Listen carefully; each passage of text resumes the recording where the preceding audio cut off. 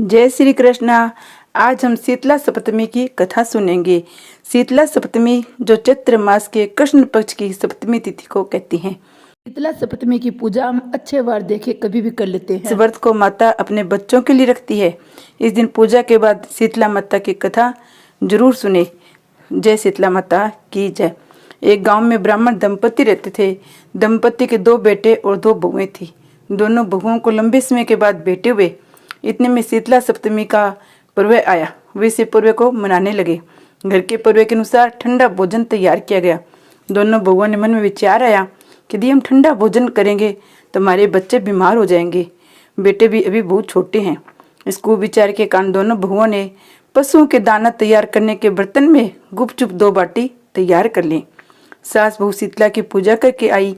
शीतला माता की कथा सुनी। बाद में सास तो शीतला माता के भजन करने के लिए बैठ गई। दोनों बहुएं बच्चों के रोने का बहाना बनाकर घर आई। दाने के बर्तन से गर्मा गर्म रोटला निकाले, चूरमा किया और पेट भर खा लिया। सास ने घर आने पर बहुओं से भोजन करने के लिए कहा। बहुएं ठंडा भोजन करने का दिखावा करके घर के काम में लग गई। सास ने कहा, बच्चे कब से सोए हैं, उन्हें जगाकर भोजन करा दो। बहुएं जैसे ही अपने बेटों के पास जगाने गई, उन्होंने उन्हें मर्त पाया। ऐसा बहुओं की करतूतों के फलस्वरूप शीतला माता के प्रकोप से हुआ था। बहुएं विवश हो गई। सास ने घटना जानी तो बहुओं से झगड़ने लगी। सास बोली, तुम दोनों ने अपने बेटों के बदौलत शीतला माता की अवहेलना की है, उसे नाराज किया है, इसलिए अपने घर से निकल जाओ। बेटों को जिंदा सवस लेकर ही घर पर पैर रखना। अपने अपने बेटों को टोकरे में सुलाकर दोनों बहुएं घर से निकल पड़ी। जाते जाते रास्ते में एक जीर्ण वृक्ष आया। ये वृक्ष खेजड़ी का वृक्ष था। इसके नीचे ओरी और शीतला दोनों बहनें बैठी थी। दोनों के बालों में विपुल प्रमाण में जूं हो रही थी। बहुओं ने थकान के अनुभव भी किया था। दोनों बहुएं ओरी ओ माता और शीतला माता के पास आकर बैठ गई। उन दोनों ने शीतला और ओरी के बालों से खूब सारी जुएं निकाली। जुओं का नाश होने से ओरी और शीतला ने अपने मस्तक में शीतलता का अनुभव किया। कहा, तुम दोनों ने हमारे मस्तक को शीतल और ठंडा किया है।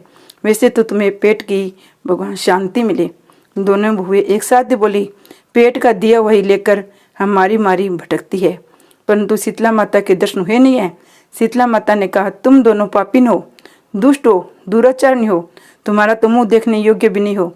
शीतला सप्तमी के दिन ठंडा भोजन करने के बदले तुम दोनों ने गरम गरम भोजन बनाया और गरम भोजन खाया। ये सुनते बहुओं ने शीतला माता जी को पहचान लिया। देवरानी जेठानी ने दोनों माताओं का वंदन किया। गिड़गिड़ाते हुए कहा, हम तो भोली भाली है। दोनों ने माता का पैर पकड़ लिया। अनजाने में ही गरम खा लिया था। आपके प्रभाव को हम जानती नहीं थी। आप हम दोनों को क्षमा करें। पुनः ऐसा दुष्कृत्य हम कभी नहीं करेंगे। उनके पश्चात भरे वचनों को सुनकर दोनों माताएं प्रसन्न हुई। शीतला माता ने मृतक बालकों को जीवित कर दिया। बहुएं तो बच्चों के साथ लेकर आनंद से पुनः अपने गांव लौट आई। गांव के लोगों ने जाना दोनों बहुओं को शीतला माता ने साक्षात दर्शन दिए हैं। दोनों को धूमधाम से स्वागत करके गांव में प्रवेश करवाया गया। बहुओं ने कहा, हम गांव में शीतला माता के मंदिर का निर्माण करवाएंगे। चैत महीने शीतला सप्तमी के दिन माता ठंडा खाना ही खाएंगे। शीतला माता ने बहुओं पर जैसी अपनी दृष्टि की वैसी कृपा सब पर करना। श्री शीतला माँ सदा हमें शांति, शीतलता और आरोग्यता दे। जय शीतला माता की जय।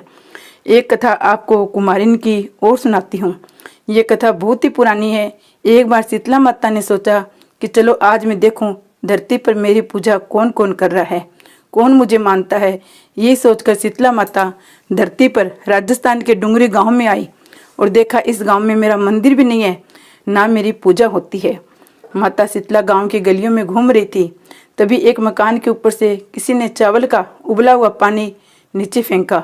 वह उबलता पानी शीतला माता के ऊपर गिरा, जिससे शीतला माता के शरीर में छाले फंफोले पड़ गए। शीतला माता के पूरे शरीर में जलन होने लगी।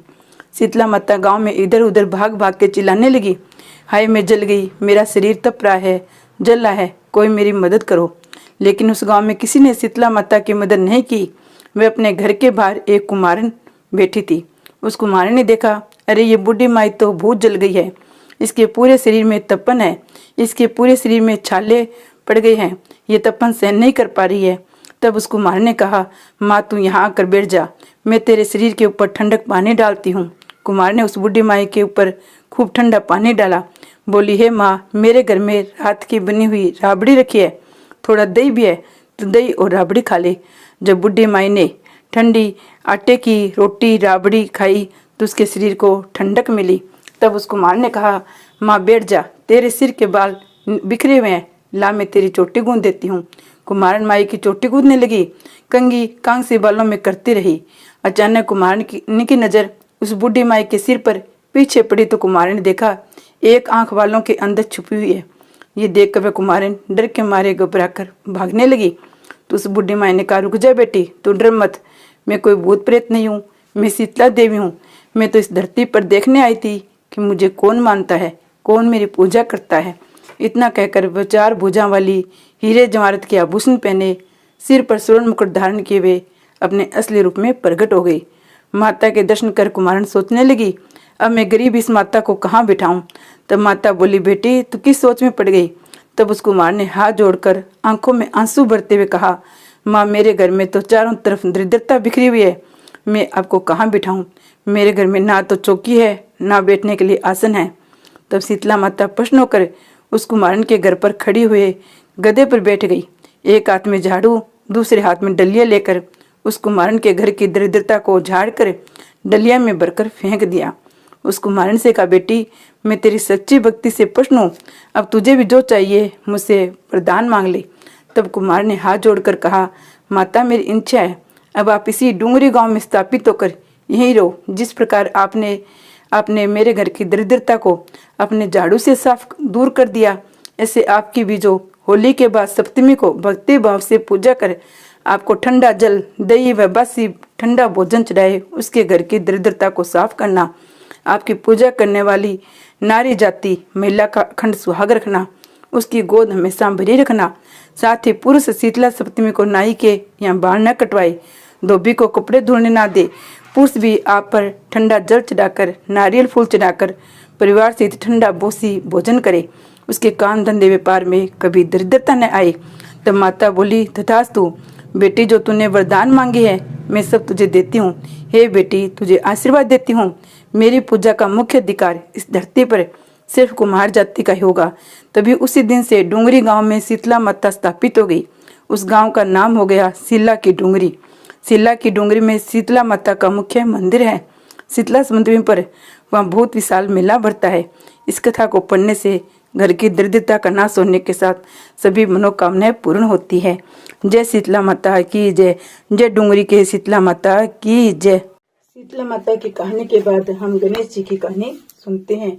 एक ब्राह्मण का लड़का विनायक जी की खूब ही सेवा करता। उसकी माँ उससे बहुत लड़ती और कहती, ये सेवा पूजा छोड़कर काम धंधा करो, सेवा पूजा काम नहीं आएगी, रोज झगड़ा होता। एक दिन लड़का विनायक जी का नाम लेकर घर से निकल गया। सोचा आज विनायक जी से मिलकर ही इसका उपाय पूछूंगा, तभी वापस घर आऊंगा। लड़का बियाबन जंगल में पहुंच गया। विनायक जी ने सोचा ये मेरा नाम लेके घर से निकला है, इसे बाघ वगैरह न खा जाए, इससे तो बचाना ही पड़ेगा।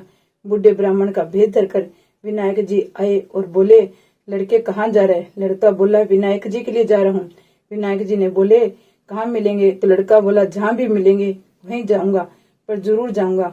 विनायक जी ने उसके प्रण से बहुत प्रभावित हुए, उसको दर्शन दिए और बोले, मैं विनायक जी हूँ, बोल क्या चाहता है, कुछ मांग। तो लड़का बोला, मैं तो मांगना ही नहीं जानता, क्या मांगू? विनायक जी बोले, फिर भी क्यों आया है, तो सोच विचार से के। लड़का बोला, घोड़ी की लगाम मांगू, ऊंचो गजराज को, मेल मांगू, मालिया मांगू, ढोलो हिंगराज को, पुरसन वाली ऐसी मांगू, जाने फूल गुलाब को। विनायक जी बोले, लड़का तू तो बहुत ही चतुर निकला, अनजान बनकर सब मांग लिया, पर कोई बात नहीं, ऐसा ही हो जाएगा। लड़का वापस घर आया तो देखा पिड्डे पर एक छोटी सी दुल्हन बैठी है।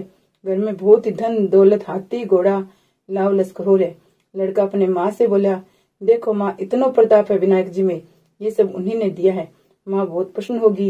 ये विनायक जी भगवान, जिसे उस लड़के को दिया वैसे सबको भंडार भरना, कहते को सुनते को घारो भरते को मारो भरना, हमारे पीर सांसरे को बनो, हमारे बेटा पोता को बनो।